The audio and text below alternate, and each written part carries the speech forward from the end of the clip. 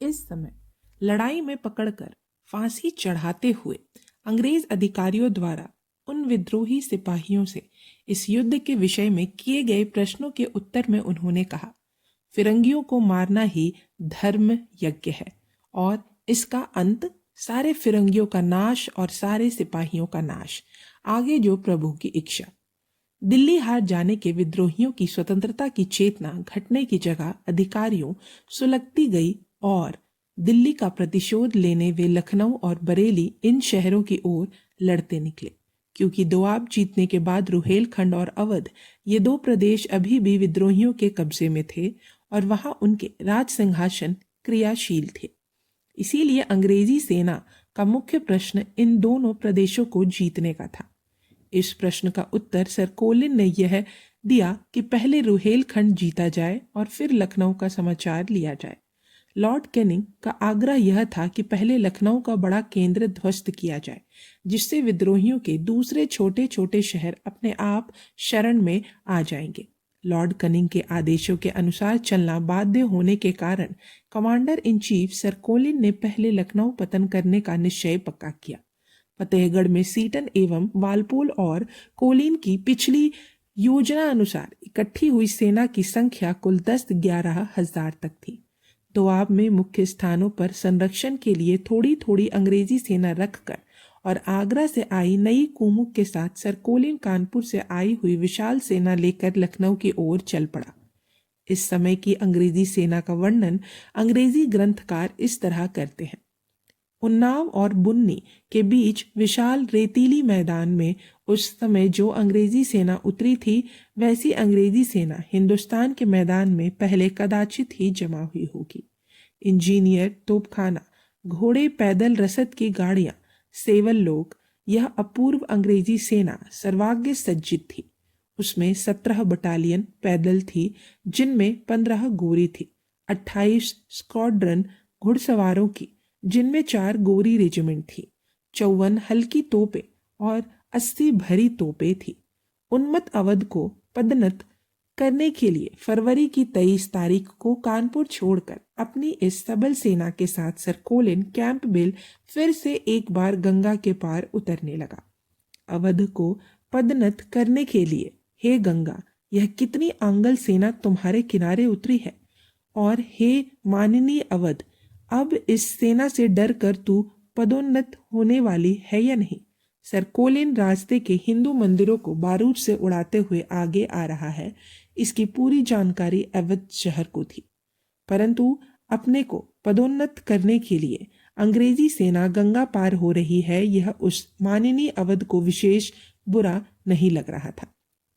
उसे जो दुख था, जिस देश की ओर देखकर वह बार बार आंसू बहाने लगी थी और पराजय की मृत्यु की छाया उसके अभिमानी चेहरे पर जिधर से पड़ रही थी, वहां से कोई अंग्रेजी सेना नहीं चली आ रही थी। वहां से तो जंग बहादुर की नेपाली सेना आक्रमण करती आ रही थी। अंग्रेजी सेना को अपने पर आक्रमण के लिए आते हुए दुखी हो अवध ऐसी कायर होती तो उसने रणक्षेत्र में यह भैरव रूप धारण ही ना किया होता। अंग्रेजी सत्ता का केश पकड़कर पीटते हुए जिस दिन अवध ने अपने घर से भगाया, उसी दिन उसे साफ मालूम था कि उस अंग्रेजी सत्ता के समर्थन में कोई और अंग्रेजी सेना उस पर आक्रमण करेगी और उस आगामी रण के लिए वह अपनी 1000 भुजाओं से सशस्त्र होकर रण में उतरी थी। परंतु अवध को जो अब तक ज्ञात नहीं हुआ था कि मेरे शत्रु अंग्रेज मुझ पर तलवार चलाएंगे, परंतु उसे यह ज्ञात नहीं था कि उसके मित्र, उसके सहोदर भी उस पर कुल्हाड़ी से वार करेंगे। वह अंग्रेजों से कुश्ती लड़ने को तो तैयार थी, परंतु हिंदुस्तान के एक स्वकीय से भी हिंदुस्तान की स्वतंत्रता के लिए जूझना पड़ेगा, यह उसे ज्ञात नहीं था। इस उदाहरण का आविष्कार करने के लिए जब जंग बहादुर अपनी नेपाली सेना सहित उस पर आक्रमण करने आया, तब ऐन समय पर विश्वास के कारण स्वजन परित्यक्त अवध जंग बहादुर की ओर देख देख कर जोर जोर आंसू बहाने लगे, क्योंकि दोआब की विशाल अंग्रेजी सेना इकट्ठी कर उसके साथ जब सर कोलिन गंगा पार करके लखनऊ की ओर चलने लगा, उसी समय पूर्व दिशा से अपनी नेपाली सेना सहित जंग बहादुर भी अंग्रेजी सेना की सहायता के लिए उधर आ रहा था। अंग्रेज उसके मित्र और हिंदुस्तान शत्रु, कारतूसों को गाय की चर्बी लगाने वाले उसके मित्र और उस चर्बी को मुंह लगाने से मना करने वाले हिंदुस्तानी उसके शत्रु।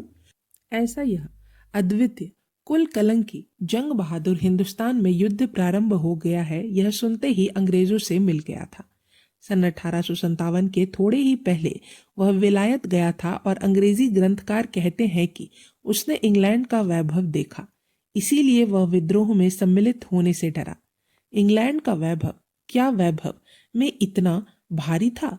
इंग्लैंड का वैभव जैसे जंग बहादुर की प्रत्यक्ष देखा था, वैसे ही नाना के अजीम उल्ला खान और सतारा के रंगो बापू जी ने भी देखा था। परंतु उस वैभव का उन पर क्या परिणाम हुआ और कैसे वे उस वैभव के हर चिन्ह के पीछे क्रांति युद्ध के लिए नई शपथ लेते गए, यह इतिहास ही कह रहा है।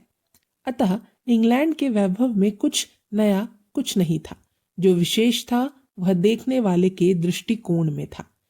वह आंगल वैभव देखकर उनका देश अभिमान चेत गया और उन्होंने सोचा कि मेरी मातृभूमि भी स्वतंत्रता के तिलक से मंडित हो जाए तो क्या बहार होगी।